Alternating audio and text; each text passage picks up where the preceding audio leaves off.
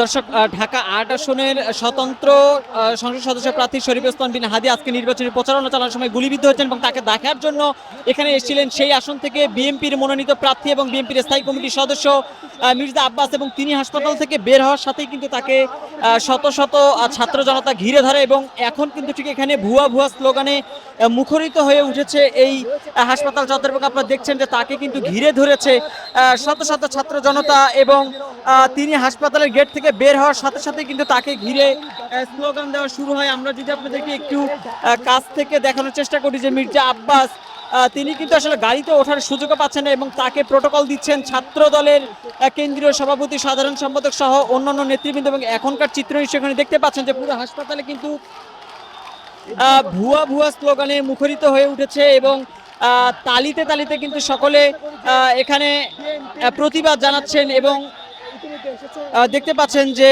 বিএনপির স্থায়ী কমিটির সদস্য মির্জা আব্বাস তিনি কিন্তু আসলে এখনো হাসপাতালের মূল ফটক ছেড়ে বের হতে পারেননি। তিনি আসলে এই হাসপাতালের জরুরি বিভাগ থেকে বের হওয়ার সাথেই এখানে উপস্থিত বিক্ষুব্ধ শত শত ছাত্র জনতা তারা কিন্তু ভুয়া ভুয়া স্লোগানে উত্তাল করে তোলে এই স্থানটিকে।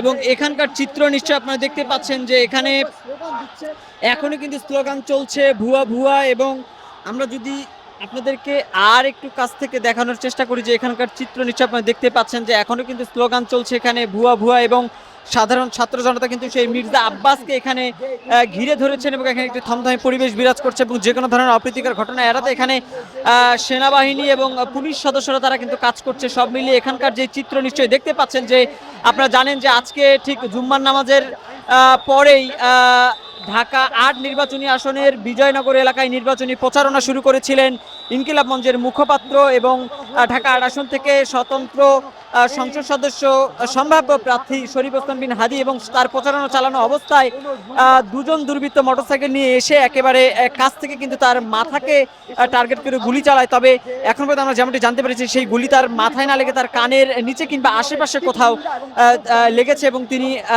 ব্যাপক রক্তক্ষরণ হওয়া অবস্থা তাই কিন্তু উদ্ধার করে হাসপাতালে ভর্তি করে এবং তার চিকিৎসা কিন্তু এখনো চলছে হাসপাতালের ভিতরে। এবং তাকে দেখার জন্য বিএনপির ঢাকা ৮ আসন থেকে মনোনীত প্রার্থী এবং বিএনপির স্থায়ী কমিটির সদস্য মির্জা আব্বাস তিনি কিন্তু হাসপাতালে এসেছিলেন এবং তিনি হাসপাতালের এই জরুরি বিভাগ থেকে বের হওয়ার সাথে সাথে সাধারণ ছাত্র জনতা তাকে ঘিরে ধরে এবং ভুয়া ভুয়া স্লোগানে কিন্তু এখানে এখনো স্লোগান চলছে এবং থমথমে একটি পরিবেশ দর্শক এখানে বিরাজ করছে। আমরা যদি আরও আপনাদেরকে দেখানোর চেষ্টা করি যে হাসপাতালের সামনে এখনো কিন্তু স্লোগান চলছে এবং সকলে কিন্তু এই বিএনপির স্থায়ী কমিটির সদস্য মির্জা আব্বাসকে কেন্দ্র করে তারা বিভিন্ন ধরনের প্রতিবাদী স্লোগান দিচ্ছেন এবং মির্জা আব্বাস কিন্তু এখনো আসলে এখান থেকে বের হয়ে যেতে পারেনি। আমরা যদি আপনাদেরকে একটু কাছ থেকে দেখানোর চেষ্টা করি যে এই স্থানটিতে কিন্তু এখনো মির্জা আব্বাস তাকে কিন্তু ঘিরে ধরে রেখেছে সাধারণ ছাত্র জনতা এবং গণমাধ্যম কর্মীরা তার সাথে কথা বলার চেষ্টা করছেন। তবে সাধারণ ছাত্র জনতা তাকে ঘিরে ধরে কিন্তু ভুয়ো স্লোগানে এখানে মুখরিত করে তুলেছে। আপনারা নিশ্চয়ই দেখতে পাচ্ছেন যে গণমাধ্যম কর্মীদের ক্যামেরার ভিড়ে মির্জা আব্বাসের মাথার কিছু অংশ কিন্তু দেখা যাচ্ছে এবং তিনি ঠিক এই স্থানটিতে এখনো কিন্তু অবস্থান করছেন। তিনি হাসপাতাল ছেড়ে কিন্তু বের হতে পারেননি এবং বিক্ষুব্ধ ছাত্র জনতা আসলে তাকে ঘিরে ধরেছে। দর্শক।